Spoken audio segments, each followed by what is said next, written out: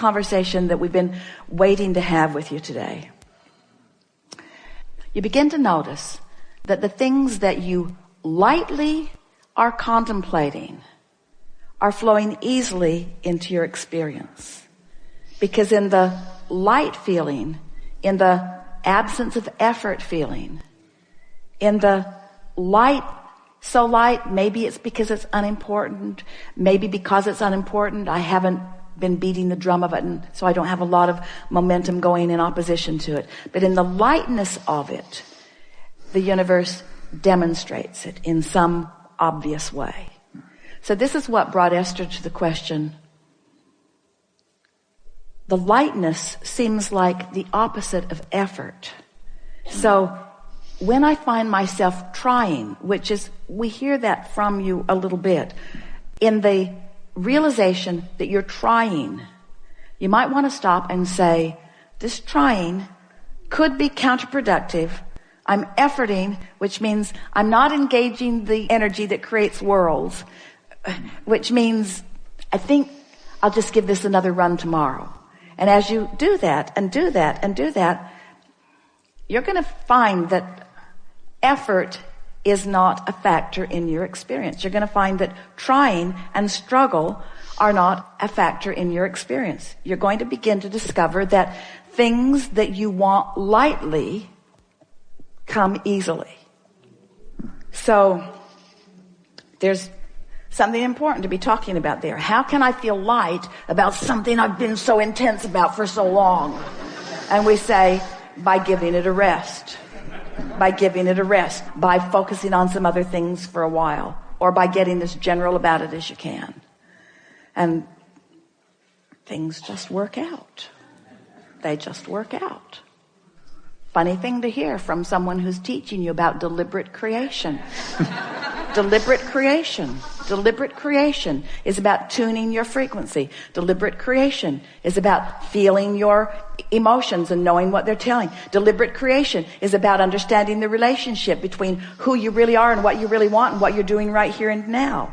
Deliberate creation is about chilling out so that there's no resistance and then focusing. It's about tending to the frequency first and then applying the thought. Oh, all right now. Integrity. Abraham, you said that I think and then I feel. So are you actually taking thought back to the element of frequency?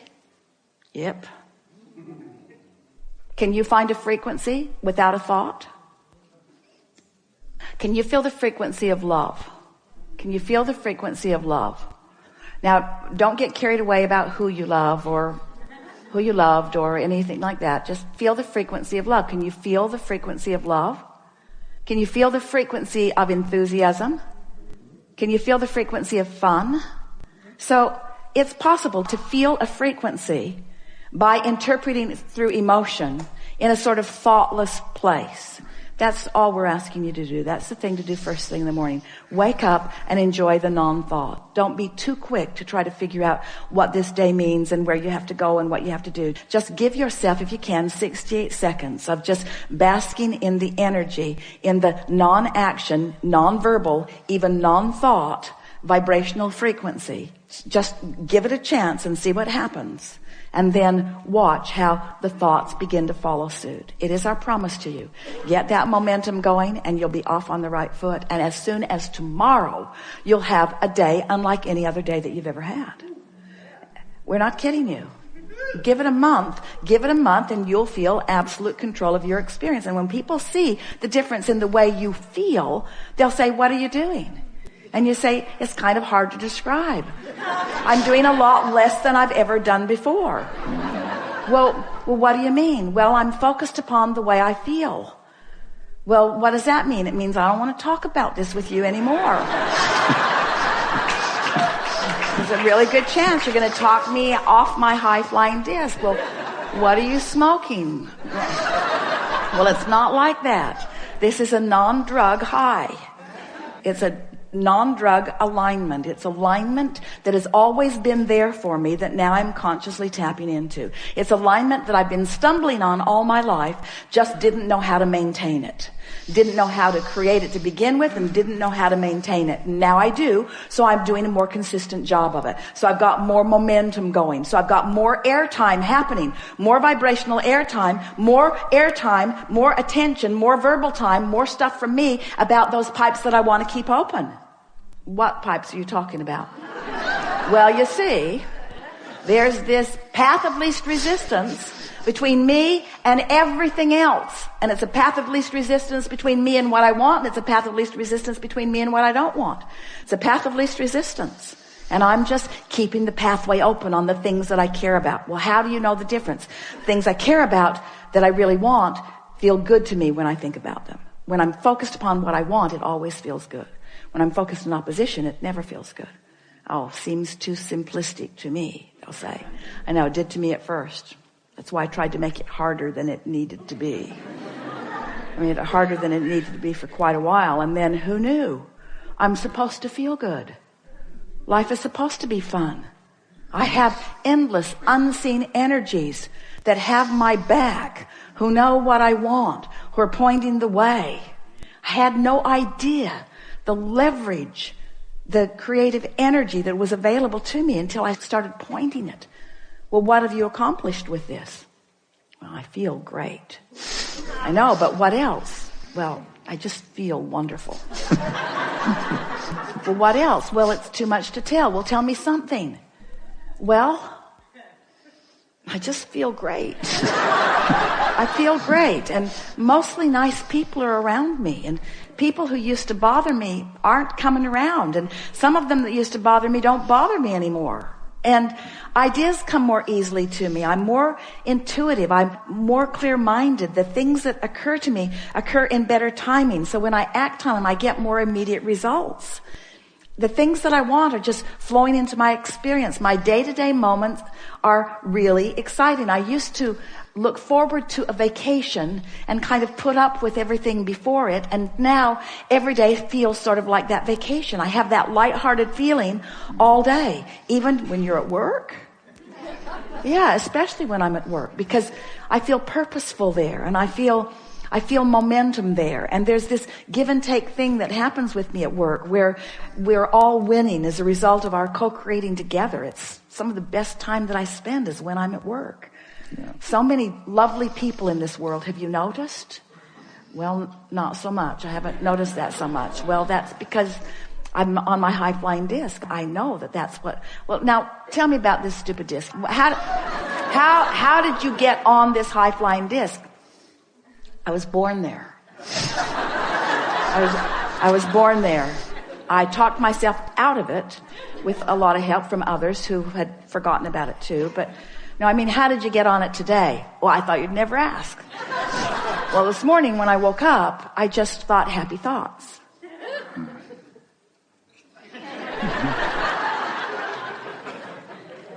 So that's your philosophy. You just think happy thoughts. Yeah? I stopped watching television for the most part. There's some shows I really like that I am recording and watching, fast forwarding through all the commercials, which means television won't be around for long because, yeah, just think happy thoughts. Hang around with people who feel good mostly. Think of reasons to feel good. But mostly, I just get up looking for a reason to feel good and almost always find it immediately. And then I milk it.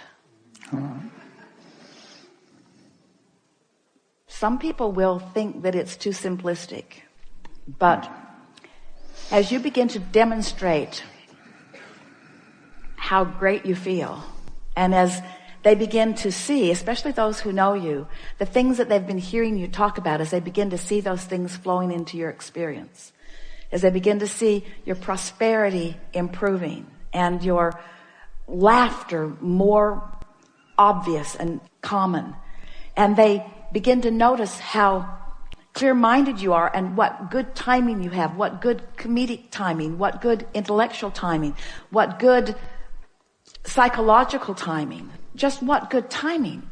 It's going to be so noticeable. You are going to be such powerful demonstrators of those who have accessed and harnessed and directed the energy that creates worlds, that a sort of euphoric feeling of joyful invincibility is going to be yours, to the point that when people point out even the most serious seeming from their perspective of problems, you're going to stand solid in your knowing of all is wellness, and you're going to support them in the same way that Source supports you, by not freaking out because they have chosen a lower flying disc. And before you know it, you won't freak out when you find a lower flying disc either. You'll understand how it works. You'll understand that, this is just a step one moment, and that's all part of the process. I'm predominantly now, for the first several years of my life, I was predominantly in step 3, because I was born that way. Then those around me began insisting that I become more accountable, which meant try to compensate for their inability to stay on their disc. We hope you heard that in the way we meant it. So then I had sort of a rough ride for a while, where I was having predominantly step 1 moments. What are step 1 moments? Contrasting moments where I know what I don't want, so I know what I do want. I know what I don't want, so I know what I do want. So I was asking for quite a few years of my life. I was predominantly doing step 1 moments, stumbling accidentally into alignment, but not really knowing what I was doing. But it was a good plan, because during that step 1 phase of my life experience, all of you have passed through that now. I filled my vortex with all kinds of specifics that matter to me. And now you're in the step 3 phase of your life experience, where now getting on the high flying disc, that's your work, that's your work, that's your work, that's your work, that's your work. So I'm done, Abraham, I'm not going to create anymore. Oh no, because you're not going to stay on the high flying disc. You're going to dip, you're going to still have step 1 moments, but you're predominantly going to be living step 3 moments. Occasional step 1 moments, because you can't not expand. You want to continue to clarify, but predominantly step 3 moments. You see what we're getting at? How can I assure predominant step 3 moments? By making sure every day at least starts there. And if we have done the best sales job that we have ever done about anything, we've convinced you to at least give it a go, to at least try to see what happens. And we would so love a repeat of this gathering with these identical magnificent beings 30 days from today, to hear from you what has happened since you have found and established and maintained and enjoyed and understood what it feels like to be on that light-hearted, good feeling, high-flying disc. We are certain at this moment that there is nothing important that we know that you don't know. We can feel that you have found resonance with some basic things that are important to who you are. And most important, we can feel that you feel sort of energized, maybe inspired is a better word, to offer some focus that we know is going to serve you in a really powerful way.